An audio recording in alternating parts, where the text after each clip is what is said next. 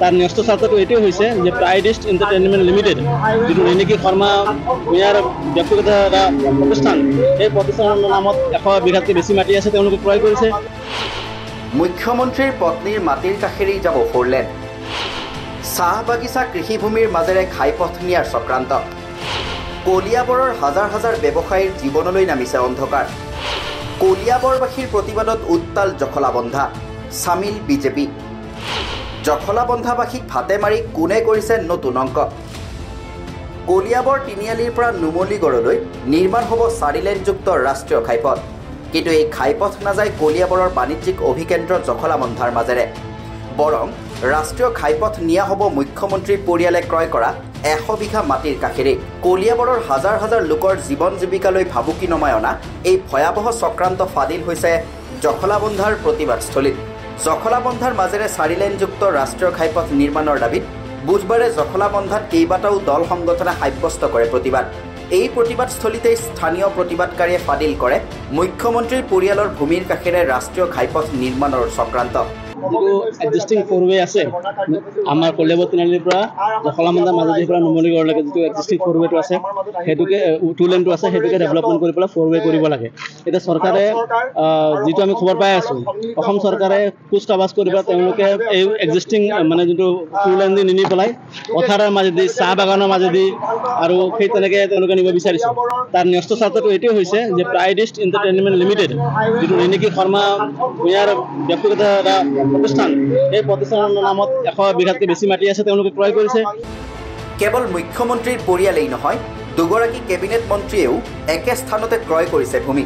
আমি গম পাওঁ যে দুগৰাকী কেবিনেট মিনিষ্টাৰে অসম চৰকাৰৰ দুগৰাকী কেবিনেট মিনিষ্টাৰে তাতে মাটি ক্ৰয় কৰিছে। কোনোবা ৰাজনৈতিকভাৱে জড়িত ব্যক্তিসকলে তাতে মাটি ক্ৰয় কৰিছে আৰু সেই পথাৰৰ মাজেদি সেইকাৰণে চক্ৰান্তমূলকভাৱে ৰাইজৰ কথাখিনিক অৱজ্ঞা কৰি পেলাই ৰাইজৰ ৰাইজৰ সমস্যাখিনিক অৱজ্ঞা কৰি পেলাই এক্সিষ্টিং ৱেদি নি পেলাই তেনেকৈ পথাৰৰ মাজেদি চাহ বাগান উচ্ছেদ কৰি পেলাই এই 4 লেনযুক্ত ৰাষ্ট্ৰীয় ঘাইপথ নিব বিচৰা হৈছে। সেইবাবেই জখলাবন্ধাক একাষৰীয়া কৰি এইবাৰ মুখ্যমন্ত্ৰীৰ পৰিয়াল মন্ত্ৰীয়ে ক্ৰয় কৰা ভূমিৰ কাষেৰে ৰাষ্ট্ৰীয় ঘাইপথ নিৰ্মাণৰ পৰিকল্পনা হাতত লৈছে চৰকাৰে। এই সিদ্ধান্ত কেতিয়াও মানি নোলোৱাৰ হুংকাৰ প্ৰতিবাদী ৰাইজৰ। কলিয়াবৰবাসী ৰাইজে এই কথাটো কেতিয়াও মানি নলওঁ আৰু এই চৰকাৰৰ এই সিদ্ধান্ত আমি অটলভাৱে বিৰোধ কৰিছোঁ আৰু অন্তিম পৰ্যায়লৈকে আমি এইটো বিৰোধ কৰি যাম। আৰু এইটো আমি আজি প্ৰথম কাৰ্যসূচী হিচাপে ইয়াতে আমি গণতান্ত্ৰিকভাৱে কাৰ্যসূচী লৈছোঁ। ইয়াৰ পৰৱৰ্তী সময়ত আমি জনজাগৰণ আন্দোলন, পথ অৱৰোধ, বিভিন্ন ধৰণৰ প্ৰকাৰে আমি এই আন্দোলনটোক আগুৱাই লৈ যাম। লগে লগে আমাৰ আইনী যুঁজো চলি আছে। আমাৰ কথাটো হৈছে কি, জখলাবন্ধাত প্ৰায় 20,000 ব্যক্তিৰ জীৱন জীৱিকাৰ কথা জড়িত হৈ আছে, যিসকলে ব্যৱসায় কৰি পেলাই ক্ষুদ্ৰ দোকান দি পেলাই তেনেকৈ চলি আছে। সেইসকল ব্যক্তিৰ ভৱিষ্যত কি হ'ব? সেইসকল ব্যক্তিক সুৰক্ষিত ভৱিষ্যতৰ স্বাৰ্থত আৰু বিশেষকৈ যদি ইফালে এক্সিষ্টিং 2 লাইন দি নাযায় তেনেহ'লে গোটেই জেগাটো কাজিৰঙা হৈ যাব, জীৱ জন্তু মুক্ত বিচৰণ হ'ব, ইয়াত মানুহ থকা সমস্যা হৈ যাব। মুখ্যমন্ত্ৰীৰ পৰিয়ালৰ মালিকানাধীন প্ৰাইডিস্ট এণ্টাৰটেইনমেণ্ট প্ৰাইভেট লিমিটেডে কলিয়াবৰত ক্ৰয় কৰিছিল 100 বিঘাতকৈও অধিক কৃষিভূমি। ক্ৰয় বিক্ৰয়ৰ আগে পিছে সলনি কৰা হৈছিল কৃষিভূমিৰ শ্ৰেণী। এতিয়া সেই ভূমিৰ কাষেৰে চাহ বাগিচা উচ্ছেদ কৰি হ'লেও 4 লেন হাইৱে নিৰ্মাণৰ গোপন পৰিকল্পনা লোৱা হৈছে, যি পৰিকল্পনা ফাদিল কৰিছে জখলাবন্ধাৰ প্ৰতিবাদী ৰাইজে। ৰাইজ ক্ষুণ্ণ স্থানীয় বিধায়ক তথা মন্ত্ৰী কেশৱ মহন্তৰ ভূমিকাক লৈও। মাজেদি যিটো এক্সিষ্টিং ৱেটো নি পেলাই তেওঁলোকে পাহাৰৰ মাজেদি তেওঁলোকে চাহ বাগানৰ মাজেদি খেতিপথাৰৰ মাজেদি যিটো তেওঁলোকে ঘাইপথটো নিয়া 4 লেনযুক্ত ঘাইপথটো নিয়াৰ যি ষড়যন্ত্ৰ কৰিছে, ইয়াৰ আঁৰত কিছু কাৰণ আমি দেখা পাইছোঁ, আমি বুজিব পাৰিছোঁ। আমি সাধাৰণ ৰাইজ বুৰ্বক নহয়, আমি সাধাৰণ ৰাইজ মনে মনে থাকোঁ। আমি আমাৰ কৰ্মৰ যোগেদি আমি আগবাঢ়িব বিচাৰোঁ, আমি কাকো অসুবিধা কৰিব নিবিচাৰোঁ। তাৰমানে এইটো নহয় যে আমি বুৰ্বক, আমি মনে মনে থাকিম সকলো কথাতে। আমি যিটো খবৰ পাইছোঁ, আমি খবৰ পোৱা মতে ইয়াত কোনোবা মুখ্যমন্ত্ৰীৰ, কোনোবা কেন্দ্ৰীয় মন্ত্ৰীৰ, কোনোবা কেবিনেট মিনিষ্টাৰৰ, কোনোবা প্ৰতিপত্তিশালী মানুহৰ বিঘাই বিঘাই হাজাৰ হাজাৰ বিঘা মাটি তেওঁলোকে 100 বিঘা মাটি তেওঁলোকে ক্ৰয় কৰিছে। তেওঁলোকে নিজৰ বিলাসী ৰিজৰ্ট বনাব, অট্টালিকা বনাব, আৰু সাধাৰণ জখলাবন্ধাৰ ব্যৱসায়ীসকল ক'ত যাব?